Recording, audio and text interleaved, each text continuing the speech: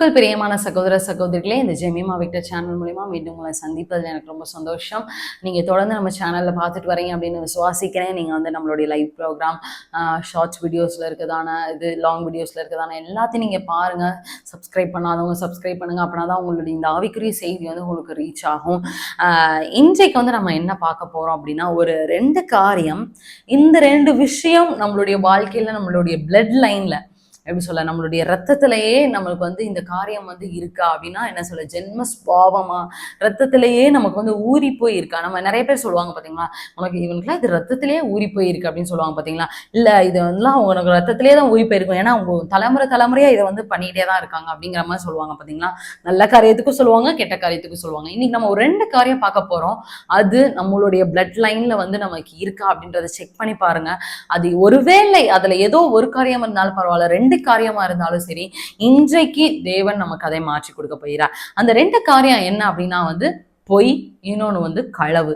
இந்த 2மே ஆண்டவருக்கு வந்து பிரியம் இல்லாத ஒரு காரியம் தான். ஏன்னா ஆண்டவர் கட்டளைகள்ல, ஆண்டவர் நமக்கு கொடுத்ததான 10 கட்டளைகள்லயே வந்து பொய் சொல்லாதிருப்பாயாக, களவு செய்யாதிருப்பாயாக, இது 2யுமே ஆண்டவர் நமக்கு வந்து கொடுத்துருக்காரு. ஸோ இந்த 2மே ஒரு வேலை, ஒரு சில நேரம் வந்து இது வந்து எப்படி சொல்ல, இந்த பொய் அப்படிலாம் வந்து ஒரு சில பேருக்கு தான் பொய் சொல்றேங்கிறதே தெரியாம இருக்கு. ஏன் அப்படின்னா, அவங்க வாயிலிருந்து வருகிறதான வார்த்தைகள்ல 99% பொய்யா இருக்கும், ஏதோ 1% மட்டும்தான் உண்மையா இருக்கும்.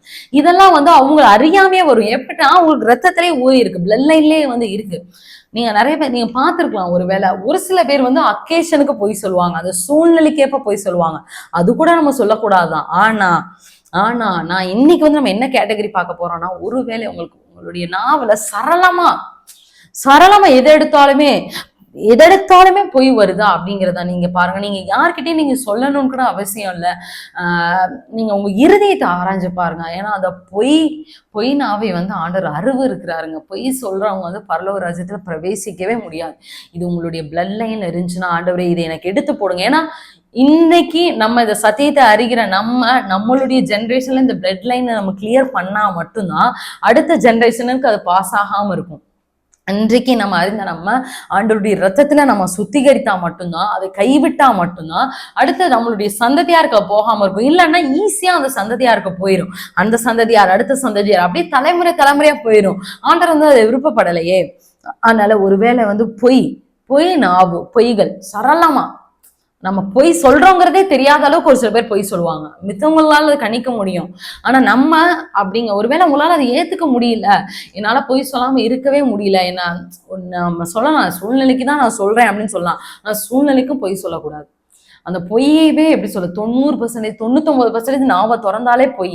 இங்க போய் அங்க போய் அங்க திரிக்க, அங்க போய் இங்க திரிக்க இன்னொரு பொய், இவங்க கிட்ட ஒரு பொய், அங்க போய் ஒரு பொய், இப்படியே பொய்களா பொய் நம்ம சொல்லிட்டே இருந்தோம் அப்படின்னா அது வந்து நின்று நிதானமா பாருங்க. ஏன்னா உங்களுக்கு முன்னாடி இருக்கதான உங்களுடைய பெற்றோர் ஜென்ரேஷன், அதுக்கு முன்னாடி இருக்க ஜென்ரேஷன்ல கூட இதே மாதிரிதான் இருந்திருக்கும். அது அப்படியே தாவி வருங்க. நம்ம ஒரு நிமிஷம் யோசித்து பார்த்து, இன்றைக்கு ஆண்டவர் இந்த பொய்னாவை என்னை விட்டு அகற்றுங்க. ஒருவேளை என்னுடைய பிளட் லைன்ல இருந்துச்சு அப்படின்னா, இயேசுவின் நாமத்தினால இந்த தலைமுறையா வருகிறதான என்னுடைய ரத்தத்துல கலந்துருக்குதான அந்த பொய்களை இயேசுவின் நாமத்தினால இன்றைக்கே எடுத்து போடுங்க. அந்த பொய்க்காக நீங்க ஜெபம் பண்ணுங்க.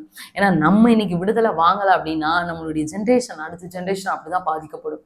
இன்னைக்கு அநேகருக்கு தான் பொய் சொல்றேங்கிறதையே அவங்களால அதை நம்பவும் முடியல. ஏன்னா மனதளவுல நான் பொய் சொல்றேன், ஏன்னா 99% அவங்க பொய் தான் சொல்றாங்க. ஸோ அப்படிங்கும்போது அவங்க பொய்யிலே வாழ்ந்து அவங்களுடைய ரத்தத்திலே அந்த பொய் கலந்துருக்கனால ஏத்துக்கவே முடிய மாட்டேங்குது. ஆனாலும் இன்றைக்கு ஒரு வேளை பார்த்துட்டு இருக்கதானே நீங்க, ஆவியானவர் உங்களுக்கு உணர்த்தி கொடுத்தாரு அப்படின்னா, இல்லப்பா இதை விட்டு விலகு அப்படின்னு. ஏன்னா கண்டிப்பா ஆவியானவர் உணர்த்தி கொடுப்பாரு. இயேசுவை அறிந்ததான பிள்ளைகள் பொய் சொல்லக்கூடாது, பொய் நாவ நம்ம இடத்துல காணப்படவே கூடாது.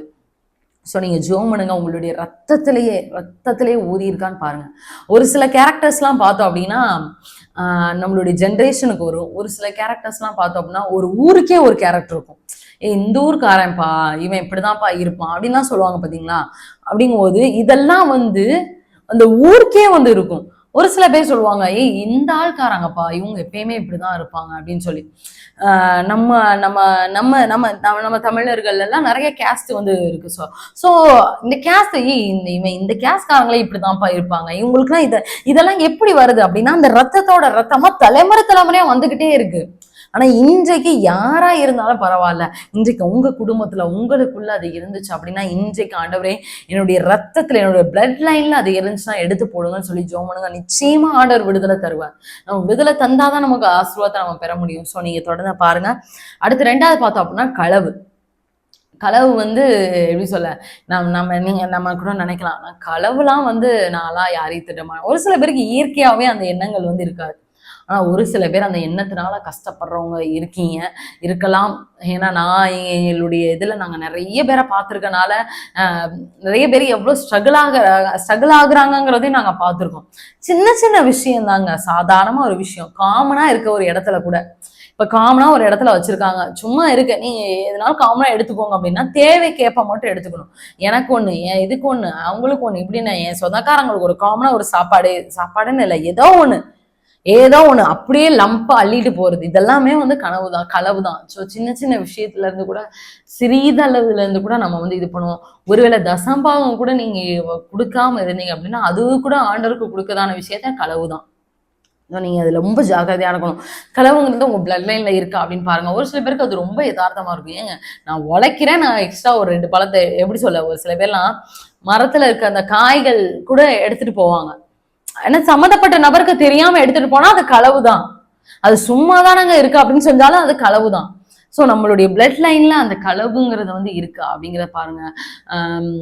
எங்கேயாச்சும் ஒரு மீட்டிங் போனோம்னா, எங்கேயாச்சும் ஒரு இடத்துல செப்பல் நல்லா இருந்துச்சுன்னா செப்பலை மாத்தி போடுறது, இதெல்லாமே வந்து களவு தான். ஸோ எப்படி சொல்ல, தேவையில்லாத ஒரு இது எடுக்கிறது, காமனா கொடுக்குற ஒரு இடத்துல வந்து எக்ஸ்ட்ரா எடுக்கிறது, நிறைய ஏதோ ஒன்று யார் பார்க்க போறா அப்படின்னா, யார் மனிதர்கள் கண்ணு வேணா மறைச்சிக்கலாம், ஆனா தேவனுடைய கண்ணுக்கு வந்து மறைக்கவே முடியாது. ஒருவேளை இந்த ஒரு தவறு வந்து உங்களுடைய பிளட் லைன்ல இருந்துச்சு அப்படின்னா, ஆண்டவரே நீங்க யார்ட்டையும் சொல்லணும்னு அவசியம் இல்லை. நான் இந்த வீடியோ எதுக்காக சொல்றேன் அப்படின்னா, நீங்க யார்ட்டையும் சொல்லணும்னு அவசியம் கிடையாது. நீங்க வந்து இதுல கஷ்டப்பட்டுட்டு இருந்தீங்க அப்படின்னா நிச்சயமா நீங்க இதுல இருந்து வெளியே வரணும். ஏன்னா நாளைக்கு இதுல நம்ம கரெக்ட் பண்ணல அப்படின்னா, நாளைக்கு உங்க சந்ததி இதை விட பெரிய இடத்துல போய் களவு பண்ணும்.